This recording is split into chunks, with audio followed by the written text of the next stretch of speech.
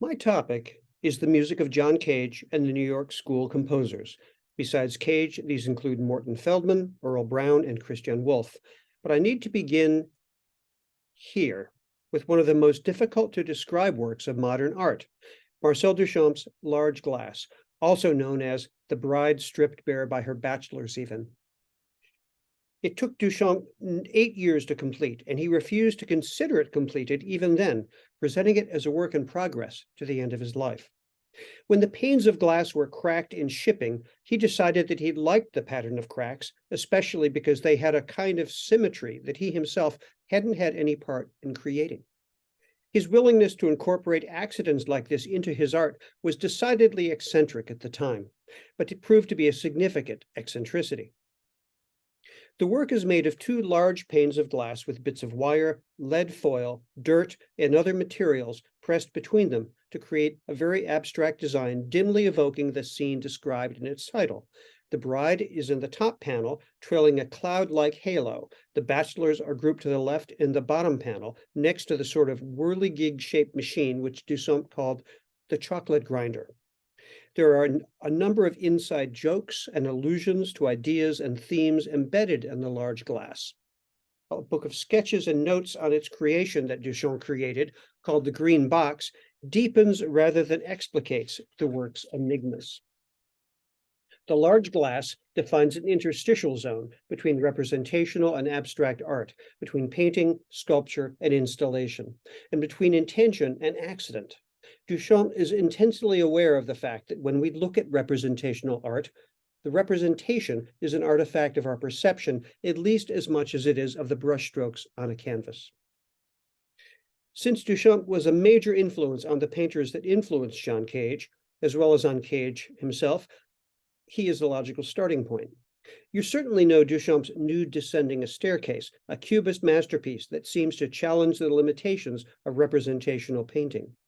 The figure descending the staircase is depicted as if in time lapse. The notion of a painting as a static, non-temporal object was yet another of the artistic conventions that Duchamp was to challenge. His work was introduced to American artists and critics at the 1913 New York Armory Show, which was ground zero for artistic modernism in this country. A few years after the Armory Show, Duchamp presented the art world with perhaps his most impactful work. It looks just like a urinal because it is one. This work, Fountain, wasn't simply a way for Duchamp to thumb his nose at the art world, but asks a serious question. What makes a work of art a work of art?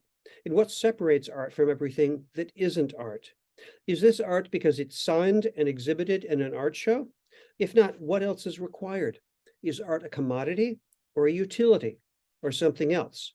Duchamp called ordinary objects that he signed and presented as works of art in this provocative fashion ready-mades. By the way, my footnote on this slide suggests that intentionally or not, Duchamp also problematized the notion of authorship with this work. It's important to note that Duchamp wished to engage the mind as well as the eye. He decried the merely retinal art of many of his contemporaries. His ready-mades were intentionally banal, suggesting that we might use our sense of sight and thought on the things around us all the time, even those not in a museum. 87 East 8th Street in Manhattan's Greenwich Village was once the address of a hangout called The Club, where a group of painters, inevitably influenced by Duchamp, got together to debate, exhibit, plan, and bounce ideas off one another. After the Second World War, an experimental avant-garde scene mostly centered here and elsewhere in the village emerged, with art journals like The Tiger's Eye and It Is publicizing the activities and ideas of the new generation of post-Duchamp artists, many of whom gathered at the club. Some composers like Virgil Thomson, Edgar Varese, and John Cage joined them, as did authors like Joseph Campbell. Nearby was the Cedar Tavern, the preferred watering hole for the group. To some extent, this group was a native-born American reaction against the many exiled and transplanted European modernists who had established themselves further uptown. The equivalent of the 1913 Armory Show for this downtown group was 1951's 9th Street exhibition, often considered the formal debut of the artistic movement we now refer to as abstract expressionism. Note that this was still a very constrained group of artists. Only 11 of the 74 artists in the exhibition were women, and as far as I know, none were people of color. The physical proximity of all these iconoclastic personalities to one another facilitated the sometimes shockingly rapid dissemination of new ideas, new obsessions, new slogans. It also didn't hurt that at this moment, everyone in the circle was making art largely for one another. The investor class hadn't commodified this corner of the art world as yet. Not a single painting was sold at the 9th Street show. John Cage, as I mentioned, socialized and traded ideas with these in the group. At the end of the 1940s, Cage saw music in terms of a dialectic between mind and heart, or between conscious and intuitive control of musical parameters. This makes sense given Cage's earlier studies with Arnold Schoenberg, one of whose essays was entitled Heart and Brain in Music. In later years, Cage played up certain aspects of Schoenberg's influence on him and downplayed others, attributing to less threatening figures such as Erik Satie insights that he very well might have gained from Schoenberg. Here is a very well-known graphic from a 1949 article by Cage in the Tiger's Eye about his work. In the article, he explains, quote, structure in music is its divisibility into successive parts, from phrases to long sections. Form is content, the continuity. Method is the means of controlling the continuity from note to note. The material of music is sound and silence. Integrating these is composing.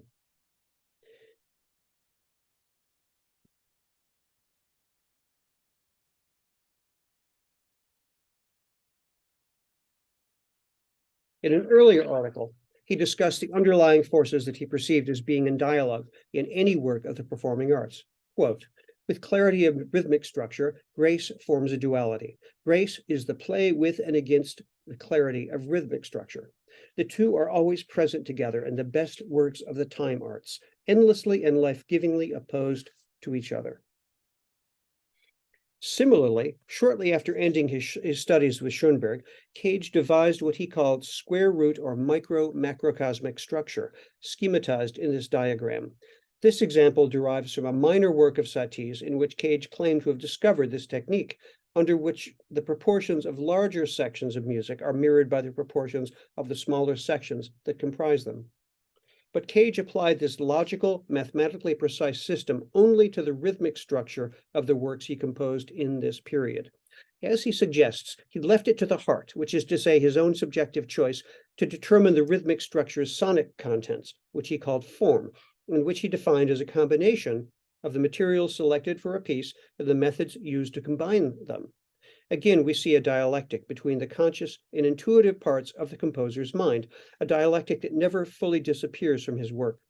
One last point about this. Schemes based on numerical proportions and self-similar relationships like these can obviously evoke spatial as well as temporal structure. The sonatas and interludes for prepared piano, which Cage composed at roughly the same time he was thinking about grace, clarity, structure, form, and so on, demonstrate this micro-macrocosmic structure in practice.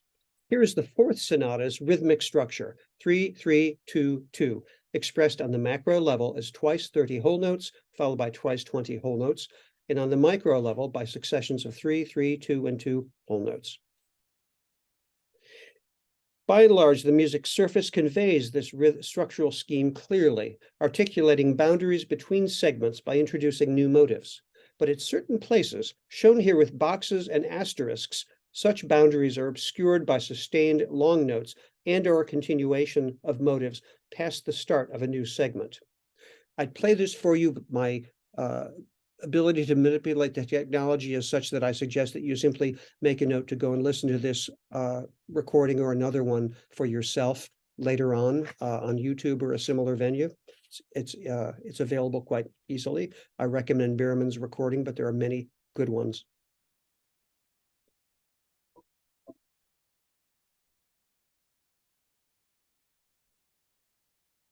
Here's a very well-known painting by Cage's friend Jasper Johns. They were in close contact with one another during the time Johns made this and similar paintings. In an essay about this painting, Cage said, quote, "Beginning with the flag, a painting was made which both obscures and clarifies the underlying structure. A precedent is in poetry, the sonnet, by means of language, caesure, iambic pentameter, license, and rhymes to obscure and clarify the grand division of the 14 lines into 8 and 6. In his appreciation of John's painting, Cage draws comparisons with forms in other artistic media in which a fixed structural ground plan is set against a desire for some sort of expression. He seems to perceive John's flag in terms of its underlying structure as a rectangle divided into smaller segments, which, like his rhythmic proportions, creates a framework for subjectively chosen content. Cage has noticed that he and the painters he knows have analogous surfaces available to them for experimentation. Both Cage and his friends in the New York art world eventually moved beyond the workspaces they defined for themselves in the 1950s, but this is the launchpad for their subsequent innovations. Here I've listed 4 areas that Cage explored, which have clear analogs in the work of the artists he knew. These areas overlap, so this will not be a rigorous survey. Area 1, form, structure versus form, or grace and clarity. We've already discussed how Cage saw connections between his own preoccupations and Jasper John's flag. A similar painting of John's, White Flag, plays with the grace-clarity duality that Cage mentioned even more. Here, the original structure of the flag, the stars, canton, and stripes, is partly concealed under a coat of white paint, both obscuring the flag's surface and clarifying its abstract structure. Mark Rothko seems to move in a similar direction with the paintings of his mature period.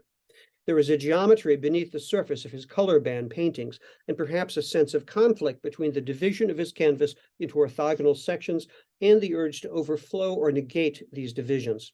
By the end of his life, of course, Rothko was creating canvases like the one on the right, that are fields of a single color, in which the rectangular segmentation of the earlier works is largely concealed.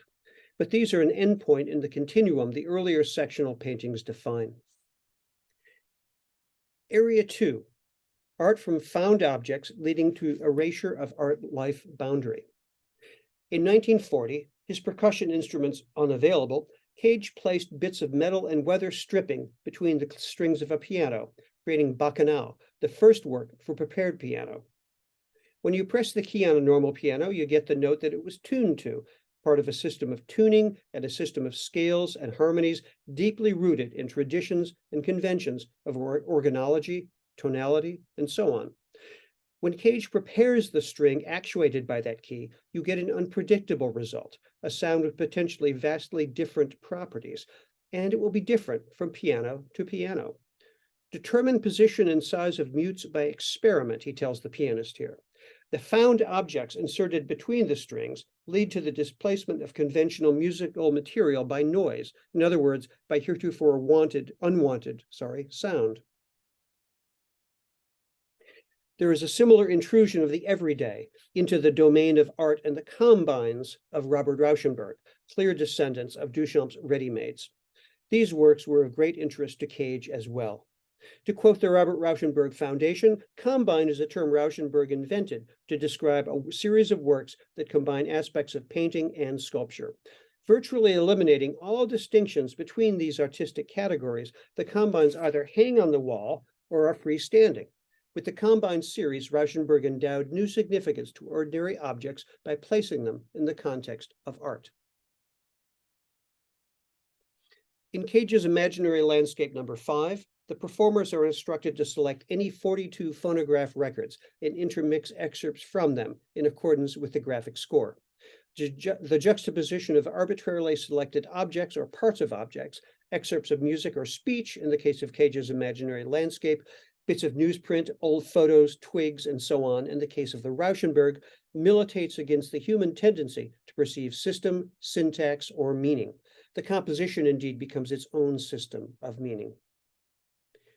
And again, I recommend the performance of Imaginary Landscape number 5 by the Maelstrom Percussion Ensemble, or the one you can find on YouTube that uses different Verdi opera recordings. Area 3, the interplay of abstraction and representation. This area overlaps with the others, obviously. The representational component in Duchamp's nude descending a staircase in large glass is attenuated about as far as it can be while remaining present.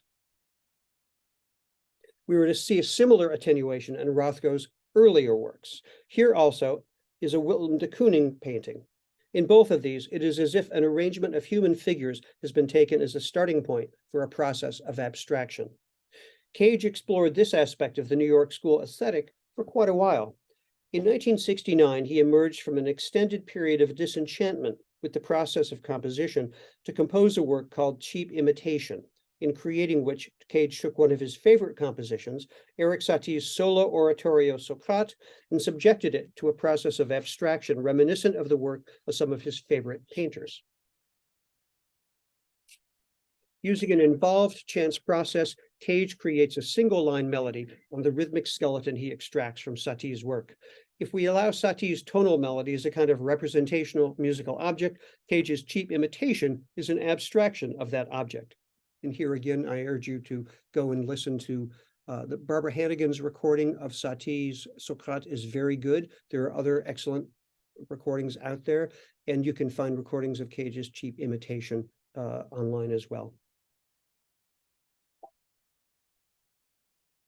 Later, Cage was commissioned to write a work for the American Bicentennial in 1976.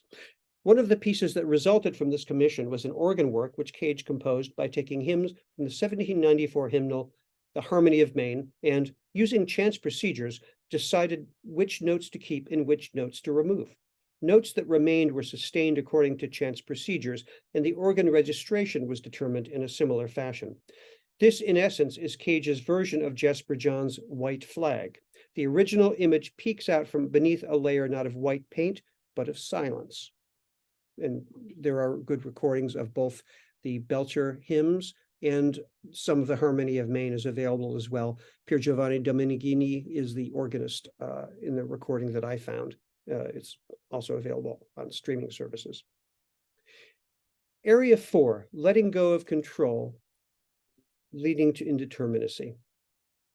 In 1953, Cage drove his elderly Model A through a pot of paint and then across 20 glued together sheets of paper provided by Rauschenberg. The result was a piece called Automobile Tire Print. Rauschenberg set up the conditions for the creation of the work and trusted to Cage's driving skills for its execution. This is a model of composition that Cage had already begun to embrace through his adoption of chance procedures in 1950 and 51. Cage embraced these procedures and the indeterminacy they lead to shortly after beginning the study of Indian philosophy and aesthetics. Removing direct causal agency and authorship from his music seemed a necessity to him following a series of personal and professional crises. Quote, I was disturbed both in my private life and in my public life as a composer. I could not accept the academic idea that the purpose of music was communication because I noticed that when I conscientiously wrote something sad, people and critics were often apt to laugh. I determined to give up composition unless I could find a better reason for doing it than communication. I found this answer from Gita Sarabhai, an Indian singer and tabla player. The purpose of music is to sober and quiet the mind, thus making it susceptible to divine influences. I also found in the writings of Ananda K. Coomaraswamy that the responsibility of the artist is to imitate nature in her manner of operation. I became less disturbed and went back to work. In 1950, a precocious teenager named Christian Wolff made his way to Cage's apartment to ask for composition lessons. He soon gifted Cage with a copy of the translation of the ancient oracle I Ching, the Book of Changes, that his parents' publishing house, Pantheon Press, had just released. The I Ching involves casting yarrow sticks, or in the modern version, coins, to create a series of 64 hexagrams, each with its own name and oracular properties. Cage soon conceived a series of works in which he used the I Ching to generate a series of random numbers between 1 and 64. As James Pritchett explains, quote, in Music of Changes, all of the charts contain 64 cells arranged into 8 rows of 8 columns each, so that the cells could be related one to one with the 64 hexagrams of the I Ching. To select an element from the chart, Cage would simply need to obtain a hexagram by tossing coins, find its number in the I Ching, and then look up the corresponding cell in the chart. Each element in each chart was equally possible at every moment. Soon the I Ching, radically repurposed in this manner, had become Cage's main compositional tool. It allowed him to reformulate the composer's role as the asker of questions rather than as the describer of actions to be undertaken by the performer. He used the I Ching in 1952 to determine the size and disposition of recording tape fragments that he juxtaposed, again according to choices the I Ching made in answer to his questions, to create Williams' Mix, his first fully electronic composition. Cage and some colleagues, included David Tudor and Earl Brown, collected different lengths of recorded sounds, sorted them into 6 different categories, then let chance procedures determine how many bits of tape would be overlaid on top of each other at each moment, how long a piece of tape would be used, which of the 6 categories of tape to use, and so on. The result is very much like that of Imaginary Landscape number 5, but more to the present point, it resembles a sonic combine. The fact that he used the I Ching and Rauschenberg did not is secondary to their mutual interest in the juxtaposition of various categories of objects to create a rich, enigmatic surface. Cage's embrace of chance procedures as a way of putting less of his own preferences into the music he composed was to lead to his most infamous work, his own fountain, as it were, the silent piece, 4 minutes and 33 seconds, premiered by his friend and frequent collaborator, David Tudor, at Woodstock, New York, in 1952. As it says here in Cage's program note, the work has 3 parts, their durations determined by the I Ching, their beginnings and endings indicated by the pianist closing and then opening the piano lid. Cage noted, however, that the work may be performed by any instrumentalist or combination of instrumentalists and last any length of time. At the Woodstock performance, the lack of sound coming from the expected source, the piano on stage, both frustrated the audience's expectations of some kind of normal recital and directed their attention toward the things ordinarily outside of the musical frame in such a situation, previously peripheral events like the sounds of the audience itself, some of whom were perplexed and some overtly hostile, as well as the sounds of traffic, nature, and so on. He attributed temporal priority, if not causation, to his friend Rauschenberg's white paintings, a series of increasingly sparse canvases that culminated in a series of panels painted all over in white latex paint. It was as if the artist wanted to draw the viewer's attention to the surface of the canvas itself, and not to any additions he himself might make to it. This represented the culmination of a process of increasing minimalism for Rauschenberg. It also represented the last logical step in a progression toward monochrome minimalism on the part of several modernist painters over the course of several decades. Malevich, in particular, was on Cage's radar quite early in the 1930s, and as you can see from this quote, he represented to Cage a kind of extreme point in artistic thought. Just as Cage attributed many of the things he learned from Schoenberg and others to Satie, however, he chose Rauschenberg as the point source of his own movement toward extreme openness and erasure of the boundaries between art and life. Morton Feldman, who met Cage at a concert at the New York Philharmonic, where they bonded over an aversion to Rachmaninoff and an affinity for Webern, was even more directly influenced by the downtown painters than Cage. He often spoke of his music in painterly terms, confronting the problems of freeing himself from musical convention in ways that recalled Jackson Pollock's action painting and also some of Willem de Kooning's similar work. Feldman insisted that he composed entirely by intuition. Although he spoke at great length and on the record about his compositions, his discourse often seemed to discourage excess conceptualization, to bend one's attention back toward the work itself, and to encourage direct experience with the sounds of the work rather than with ideas about them. In this sense, he was very like Pollock.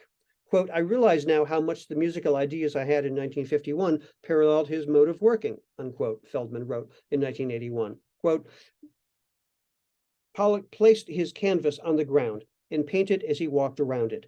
I put sheets of graph paper on the wall. Each sheet framed the same time duration and was, in effect, a visual rhythmic structure.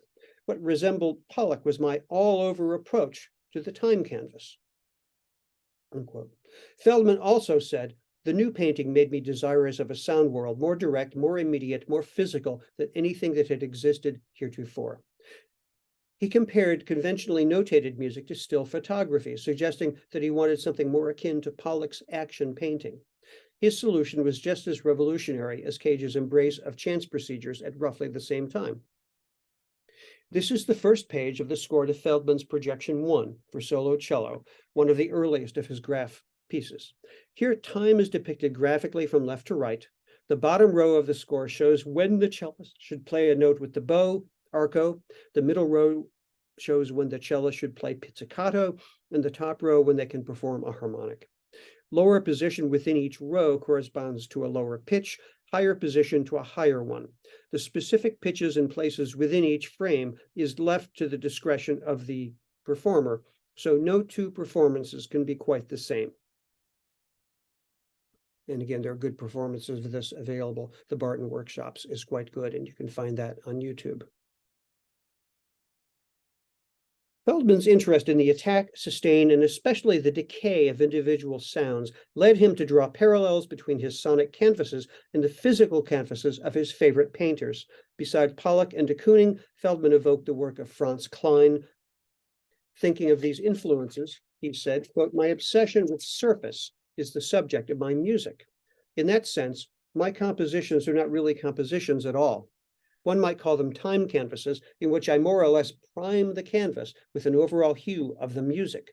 I have learned that the more one composes or constructs, the more one prevents time undisturbed from becoming the controlling metaphor of the music.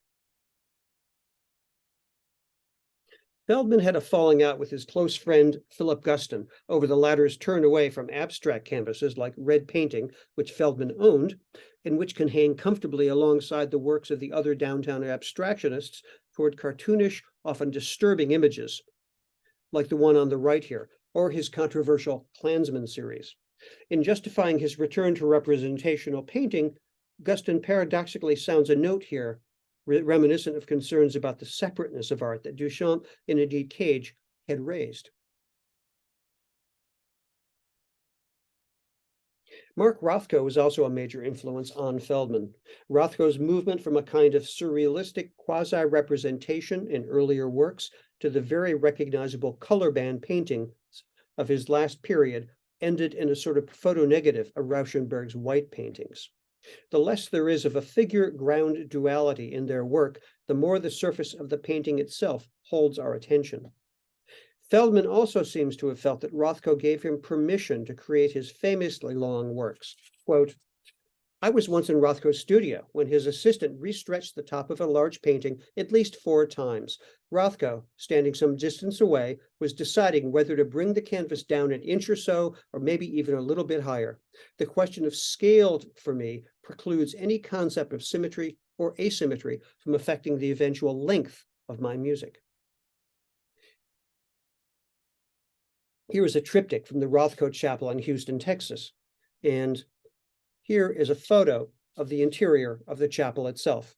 The enormous black canvases in this space suggest a bleakness that spoke to Feldman, who composed one of his most important works, Rothko Chapel, specifically to be performed here. Here, the painterly and sonic aspects of Feldman's music come together in an especially affecting way.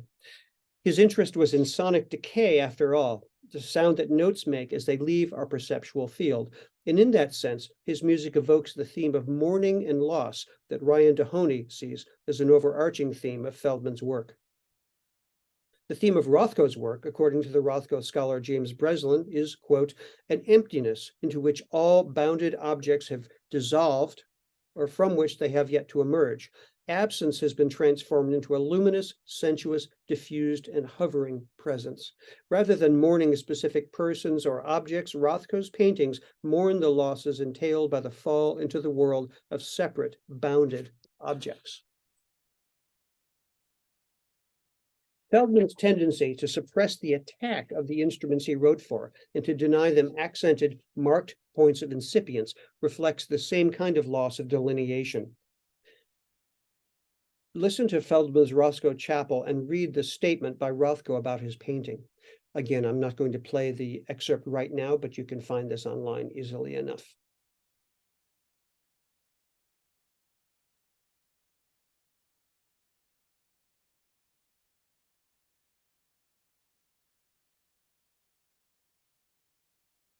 Shortly after Feldman began writing graphic scores, Cage picked up the idea. His music for Caroline No. 1 uses engineering graph paper. The vertical dimension represented pitch, the horizontal time elapsed. Dots represent notes and were placed on the page through chance operations. More on Cage's graphic scores later. Earl Brown came to New York from Denver in 1952 to work with Cage on the project which led to the creation of some of the first works for magnetic tape composed in North America, including Williams' Mix, mentioned earlier. Brown had already begun to create graphic scores, the best known being December 1952, which could itself hang in a gallery alongside works by Rauschenberg or any of the other abstract expressionists. The score consists of a blank page with line segments of different widths and lengths strewn about it, seemingly at random. These lines and the blank space between them may be realized in any way that any number of performers wish. The general expectation is that pitch is expressed in the vertical dimension, duration in the horizontal. The David Tudor solo performance of December 1952 runs just over 6 minutes, but recordings of performances between 3 minutes and 8.5 minutes for one or several players are easy to find online. Note the orthogonal structure, the ubiquitous right angles of Feldman's graph scores, of the early graphic scores by Cage, and of this early score of Brown's. Their common, if distant ancestry in conventional musical notation is evident. Each of the three composers seemed to feel that this was a limitation. It may have been one of the reasons that Feldman abandoned his graphs altogether and returned to more or less conventional notation. Brown expressed the duality of control and freedom in terms of degrees of mobility or variability. This provided one way forward for him.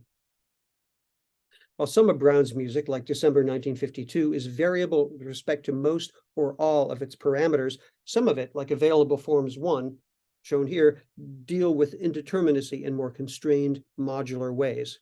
An early and enduring inspiration for Brown was Alexander Calder, the sculptor who invented the mobile.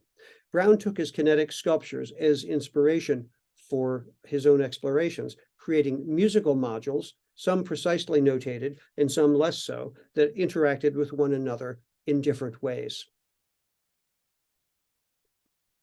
Brown's admiration for Calder's work culminated in a collaboration between the two. Of the resulting quartet for percussionists, Brown recalled, quote, "Those who are familiar with my work are available with the original impulse and influence that led me to create open form works came from observing and reflecting upon the mobiles of Alexander Calder. In Paris, I began the work for the quartet with the idea that it would be conducted by a mobile in the center of the space with the 4 percussionists placed equidistantly around it, the varying configurations of the elements of the mobile being read by the performers in the evolving open form of each performance, different and changing perspectives in relation to it." Calder was immediately intrigued and excited by the idea. It was not until 1966 that everything came together and the work was finished. Calder named the mobile chef d'orchestre, which means, of course, conductor in French. Cage, meanwhile, got away from orthogonal grid-like structures and works derived from his mammoth 1958 concert for piano and orchestra, for instance, the solo for piano, which forms its centerpiece. Parts of the concert are practically visual jokes about notation. Cage's collaboration with David Tudor, whose painstaking realizations of Cage's novel notations made him virtually a co-composer, allowed him to experiment in such decidedly non-orthogonal ways. Cage went still further and became more literal with the notion of the musical score as a physical surface that creates a sonic surface, as the score to Solo for Voice 3 from 1970 indicates. Here, the physical characteristics of a map of the town of Concord, Massachusetts, guide a vocal line superimposed on fragments of text by Thoreau, the size and typeface of each of which is varied as the singer chooses. This recalls the drive that Cage took in his Model A over Rauschenberg's paper trail some years earlier, in that the relationship between physical movement, physical surfaces, and a sensory outcome is both closer and looser than in most conventional music.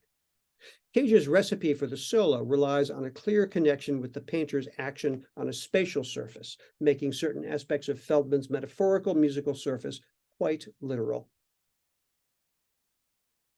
To conclude, here are some observations about the time and place we've been talking about, and about the connections between composers and painters there. Picking up on Cage's own report of Henry Cowell's observation, David Nichols asserts that the radicalism of the New York School composers lay in their relationship to notation, in other words, to the visual element of the compositional process. Earl Brown's reminiscence of those days emphasizes the parallel work and play in which he and his musical and artistic colleagues engaged. Finally, Morton Feldman insists on the special kind of salutary mystification of the time and place when he and his colleagues in both music and visual art proceeded even before having the theoretical framework to explain how they were working.